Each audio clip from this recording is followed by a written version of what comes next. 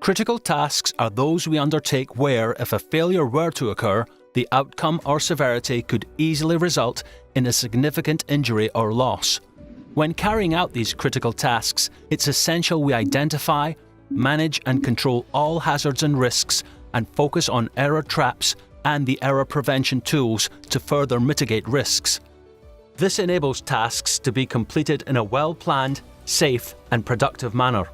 Your supervisor will identify the activity as a critical task during the preparation and planning phase for the work. This is part of a mandatory process which must be followed, irrespective of the critical task to be undertaken.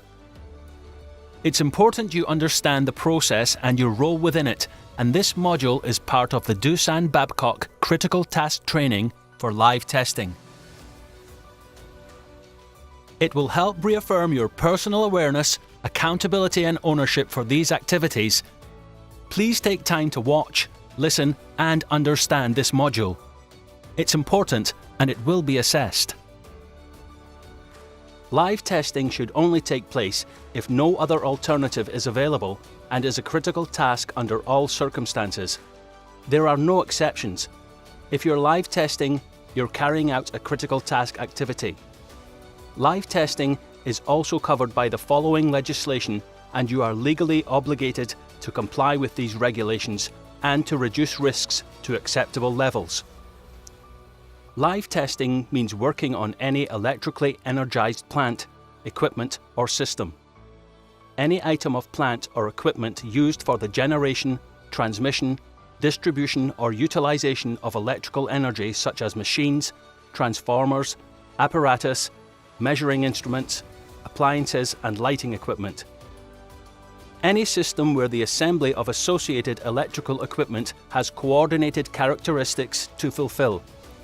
And any electrically energized plant, equipment and system where an electrical circuit has been made live through having its isolation removed from a source of mains or battery power, or if it remains live through stored energy, for example from capacitors.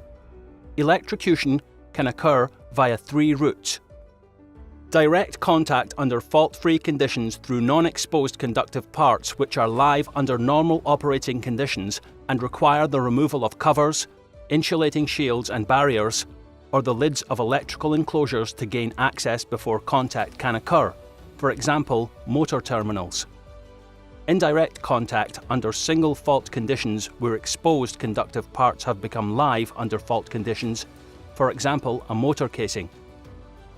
And arcing, where a luminous discharge of current is formed when a strong current jumps a gap in a circuit or between 2 electrodes. Any of the above can cause harm resulting in skin or deep tissue burns, muscular contraction, asphyxia, ventricular fibrillation, heart flutter, respiratory arrest, cardiac arrest or death. The outcome depends on the individual, the electric shock entry and exit points, environmental conditions, the current and the exposure time. An electric shock only requires a small current or flow for it to be fatal. 0.5 to 6 milliamps causes a tingling sensation and is the threshold of perception. 10 to 16 milliamps leads to muscular contraction and is the threshold of danger. Exposure to 30 to 60 milliamps or above can be fatal, with death occurring in a fraction of a second. The risk assessment process will identify arrangements for emergency isolation of live parts and first aid required in the event of an incident. It will also ensure personnel are available and equipped to deal with burns and electric shock. Only suitably qualified, experienced and competent personnel are permitted to work on live equipment. Full details relating to the minimum requirements of competence are available as follows.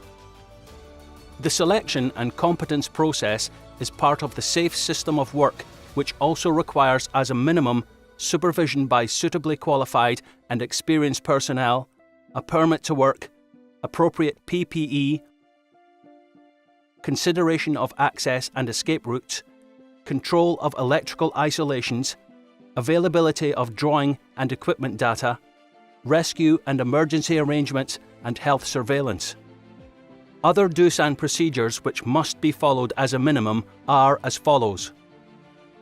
Finally, prior to any critical task live testing activity, a Take 5 must take place. No Take 5, no work. Those involved must sign to confirm they have read, understood, and agreed to the method statement and risk assessment.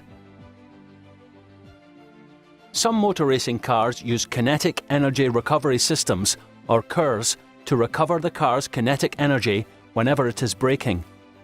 This energy is stored using batteries, and it is then available for the driver to use at any time during the lap to provide an additional power boost during acceleration.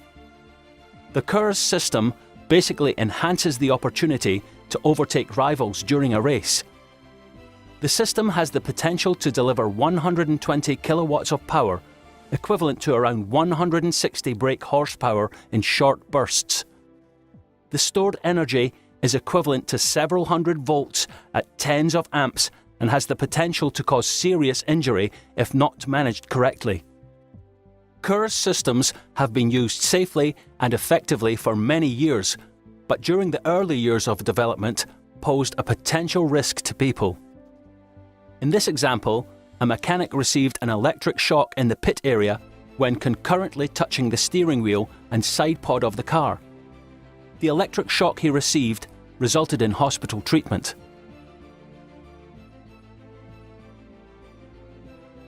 Now let's look at an example from the workplace. An electrician was working alone, performing live testing in a recently commissioned electrical panel.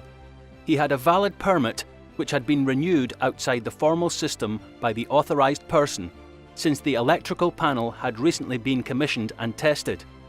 The authorised person had not visited the work site and considered the risk assessment process which took place during the commissioning phase as adequate to cover the task.